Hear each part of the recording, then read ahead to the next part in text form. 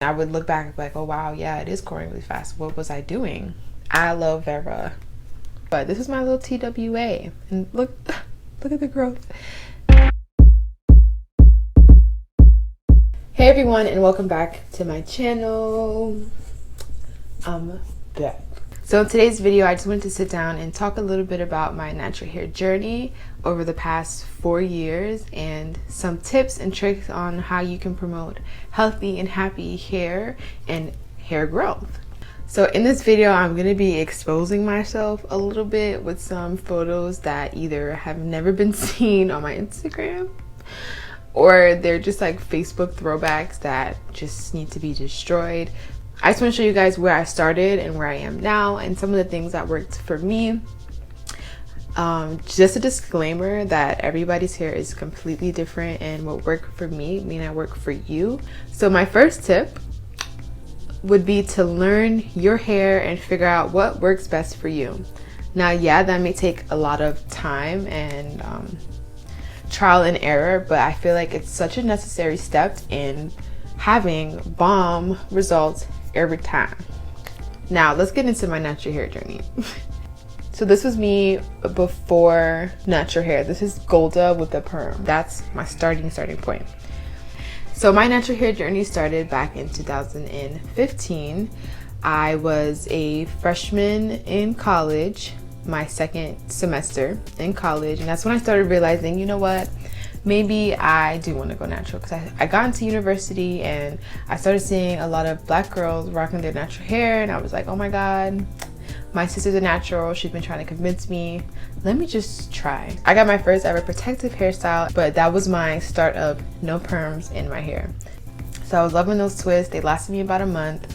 Then after that, I just started rocking my hair into, like, my sisters call it Harriet Tubman braids, and that's how I would rock my hair every single day, like every day, because it was easy, it was fast, and I knew it was going to be cute because it was just 2 braids. And I would rock them literally everywhere until it was time to go out, and I wanted to like stunt a little bit, so that's when I would try Bantu knots in my hair.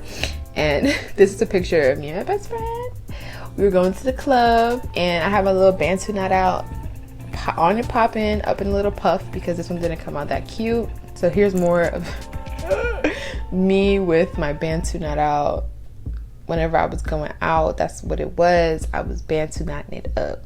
That's what I would do to maintain my hair and style my hair when I was transitioning, pretty much. And my transition was cut short. I wanted to transition for at least 1 year, until it was Thanksgiving time, and I asked my sister to trim my hair, and she cut it all off, and I was like, wow, okay, so I guess I'm doing this. Okay, I'm in it, because now I'm bald, so I guess I don't really have a choice. So I had my big chop in November 20-somethings of 2015. It was Thanksgiving break from university, and I went back home and I came back bald. So this is my first Snapchat announcing that I was bald.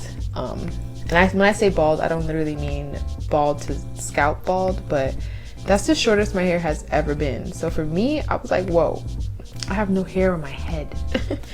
And that was the start of me figuring out my hair and loving my hair. But this is my little TWA. And look at the growth. At that point, I was using Aunt Jackie's Curl La La and a little bit of oil, and I would wet my hair every single day, so I can get the curls popping. You know what I'm saying? I wanted them to be like doing their thing, and I didn't know just yet how to maintain it. From my big chop, for like the first 10 months, it felt like my hair wasn't really growing. I started getting more into YouTube and learning about maintaining the moisture levels and overall health of my hair, figuring out, okay, what works for my hair, what is my hair type, like what can I do to help my hair be healthy so that I can retain length. And I started like wrapping my hair up, playing around with some head wraps and things like that, because generally I would like to keep my hair in twists and in braids if it wasn't out. And I like to keep that same rule of thumb to this day, where my hair is out maybe 2 days out of the week, and the rest of the time it's in braids, because that's what your hair likes. It doesn't really like to be out and in its natural state, because then it gets tangled more and that's more breakage and less length retention, and that's the goal that I'm going for. And this is November of 2016. So at my 2-year mark, this is where I was at with my hair. I was about like 5 inches of length, and this is a braid out. So I was only doing braid outs. I didn't do wash and goes from when I transferred into doing braid outs, because I just felt like wash and goes, my hair was much smaller, and I was noticing length and I wanted it to show it. So I started doing more braid outs and more twist outs and things like that. Okay, and girl, I was feeling myself because I thought I had reached the peak. I was like, oh my god, my hair actually looks like a fro now. Like, this is progress. Okay. And I just want to show this for the puff progression to this from this, where the puff is not even a puff, it's just a headband. So a 6-month difference. It took me 6 months to get to that point. Once I figured out that twist and braids were the way to go, that's what I was doing consistently. I had a routine down with my hair.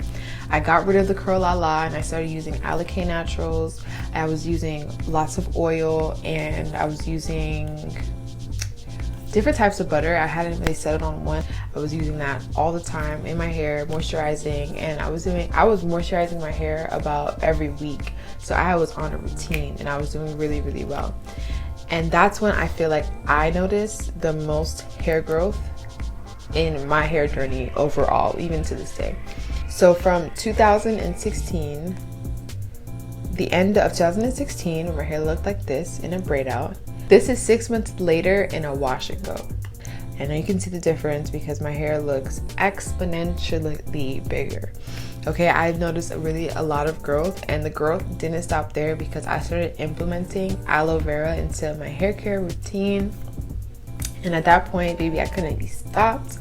My hair just kept on growing because it loved my consistency, it loved the aloe vera, and it was just happy overall. This is September of 2017, where my hair was finally getting to like shoulder length, and I was like, yo, wow. So this is at my 2-year mark of being natural, and I felt like I had finally got my routine collectively down, and my hair was really happy. I didn't notice until I was looking back at pictures, or like people would compliment my hair, like, oh my god, it's growing so fast. And I would look back and be like, oh wow, yeah, it is growing really fast. What was I doing? Aloe vera. We're gonna get into some hair tips towards the end, but baby, aloe vera is the key. Bars. December of 2017, I did a braid out again, and it was for my graduation, and my hair finally was like looking like I had been natural for years. Like, it finally felt like, wow, my hair is really long, baby. I got inches, okay. And I was really excited because, you know, shrinkage could be annoying. I felt like at that point I was kind of a master of figuring out, like, if I want my hair to be big, I'll do this. If I want it to be just happy, I'll do this. But I still hadn't figured out how to define my hair. And for me, the year of 2018 to 19 was the year to do that. That's when I really started to define my curls and make them look happy, because my hair was growing and my hair was big. You see the volume, you see the density, but the definition isn't really there compared to like this.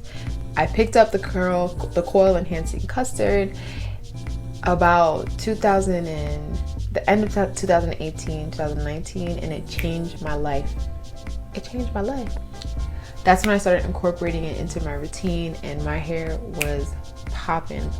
I got back into wash and goes around that time, and my hair loved it. I was so happy with the results, and I was loving it because it was my natural curl pattern. Like, when I was doing the twist outs and the braid outs, I felt like I was manipulating my curls and I wasn't embracing my full pattern because I had been doing it for so long. I kind of forgot what my natural pattern was. I even forgot how to do a twist out up until the top of this year. My wash and goes lasted so long that I was wearing them for like 6 to 7 days, which is crazy because prior to that, I used to wear my hair out only like 2-3 days and I'll put them back into the braids or to the twist.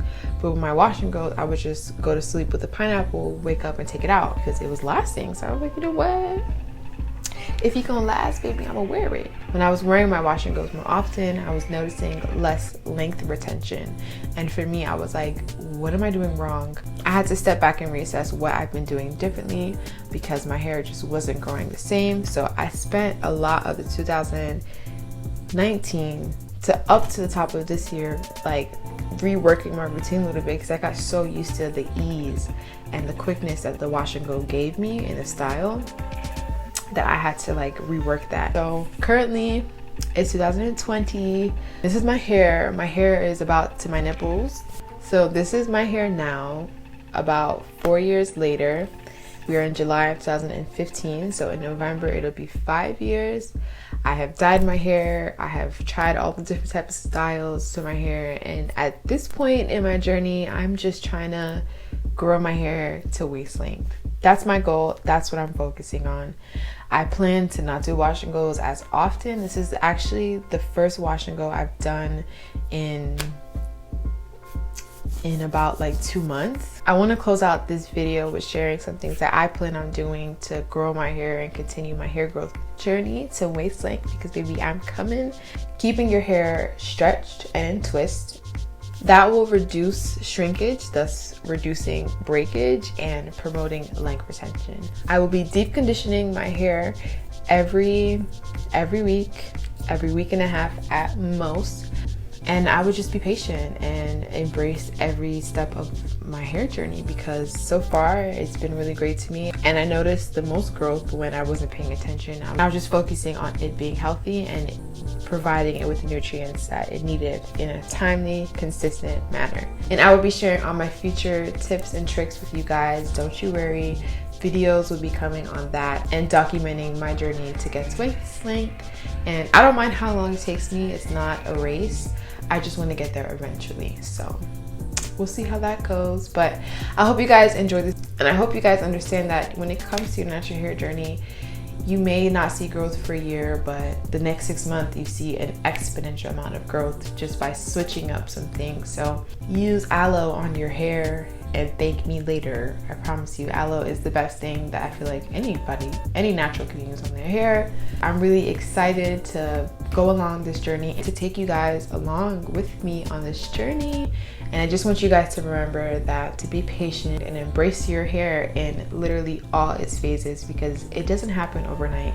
It really doesn't. And I know it can seem like it for some people on the internet and social media, but that's not really the case for a lot of us in this world. Be patient and kind with yourself and your hair and take the time and a little bit of effort to put in some love into it. And I promise you, she will show you love back. Thanks again for watching me. If you made it all the way to the end, you a real one. I love you. Thank you for watching me all the way through. I hope you took some tips away and are beneficial to you in your hair growth journey. Comment down below where you guys are at in your hair growth journey and where you hope to be in the next 6 to 12 months. I'm out of here. This video has been a task to record and I gotta go.